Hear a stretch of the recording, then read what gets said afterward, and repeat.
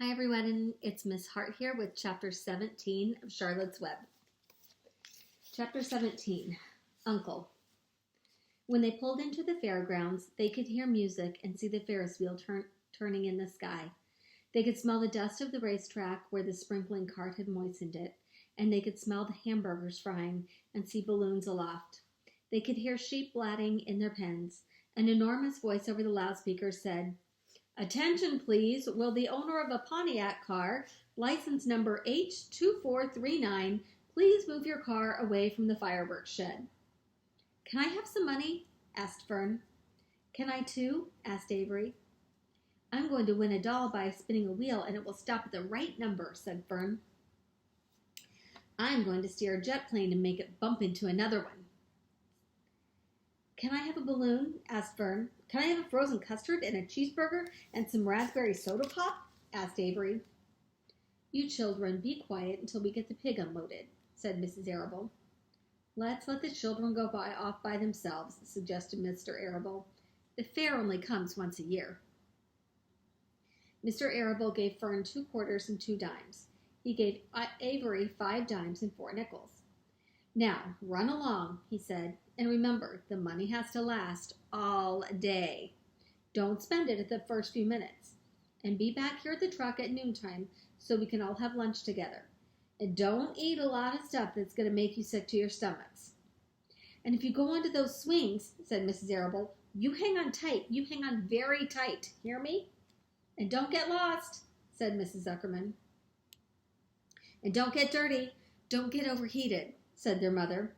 "Watch out for pickpockets," cautioned their father. "And don't cross the racetrack when the horses are coming," cried Mrs. Zuckerman.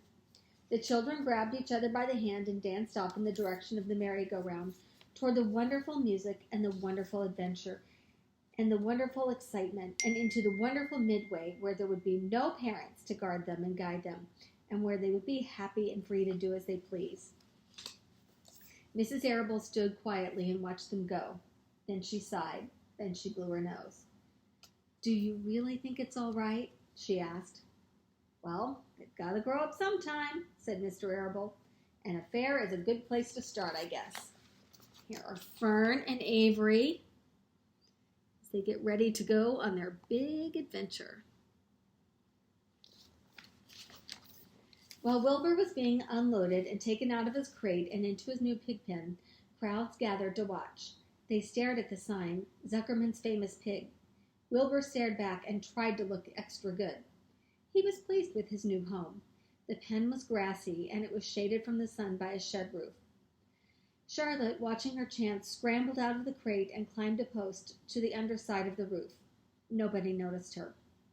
Templeton, not wishing to come out in broad daylight, stayed quietly under the straw at the bottom of the crate.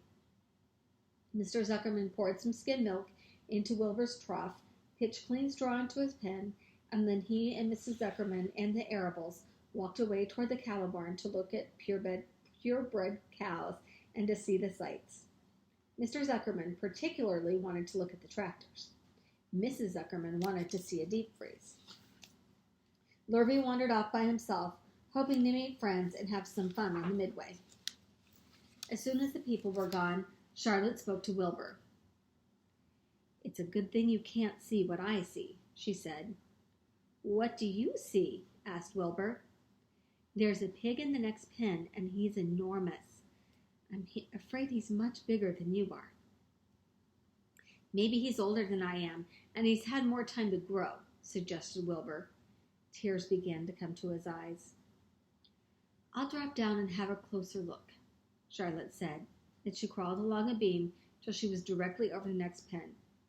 She let herself down on a drag line until she hung in the air just in front of the big pig's snout. "May I have your name?"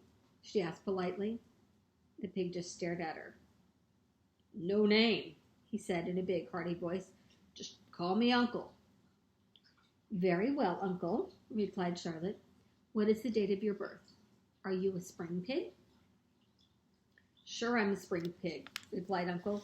"What'd you think? I was a spring chicken?" "That's a good one, eh, sister?" "Mildly funny," said Charlotte. "I've heard funnier ones, though. Glad to have met you, and now I must be going. Here is Charlotte talking to Uncle.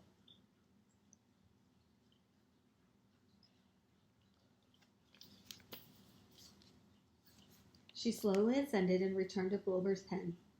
He claims he's a spring pig, reported Charlotte, and perhaps he is. One thing is certain, he has a most unattractive personality. He's too familiar, too noisy, and he cracks weak jokes. Also, he's not anywhere near as clean as you are, nor as pleasant. I took quite a dislike to him in our brief interview. He's going to be a hard pig to beat, though, Wilbur, on account of his size and weight. But with me helping you, it can be done. When are you going to spin a web? Asked Wilbur. This afternoon, late, if I'm not too tired, said Charlotte. The least thing tires me these days. I don't seem to have the energy I once did. My age, I guess. Wilbur looked at his friend. She looked rather swollen and seemed listless. I'm awfully sorry to hear that you're feeling poorly, Charlotte, he said. Perhaps if you spin a web and catch a couple of flies, you'll feel better. Perhaps, she said wearily, but I feel like the end of a long day. Clinging upside down to the ceiling, she settled down for a nap, leaving Wilbur very much worried. All morning, people wandered past Wilbur's pen. Dozens and dozens of strangers stopped to stare at him and to admire his silky white coat, his curly tail, his kind and radiant expression. Then they would move on to the next pen where the bigger pig lay. Wilbur heard several people make favorable remarks about Uncle's great size. He couldn't help overhearing these remarks, and he couldn't help worrying. And now is Charlotte not feeling well? He thought. Oh, dear. All morning, Templeton slept silently under the straw. The day grew fiercely hot. At noon, the Zuckermans and the Arables returned to the pig pen. Then a few minutes later, Fern and Avery showed up. Fern had a monkey doll in her arms and was eating Cracker Jack. Avery had a balloon tied to his ear and was chewing a candied apple. The children were hot and dirty. Isn't it hot? Said Mrs. Zuckerman. It's terribly hot, said Mrs. Arable, fanning herself with an advertisement of a deep freeze. One by one, they climbed into the truck and opened lunch boxes. The sun beat down on everything. Nobody seemed hungry. When are the judges going to decide about Wilbur? Asked Mrs. Zuckerman. Not until tomorrow, said Mr. Zuckerman. Lurvy appeared, carrying an Indian blanket that he had won. That's just what we need, said Avery. A blanket. Of course it is, replied Lurvy, and he spread the blanket across the sideboards of the truck so that it was like a little tent. The children sat in the shade under the blanket and felt better. After lunch, they stretched out and fell asleep.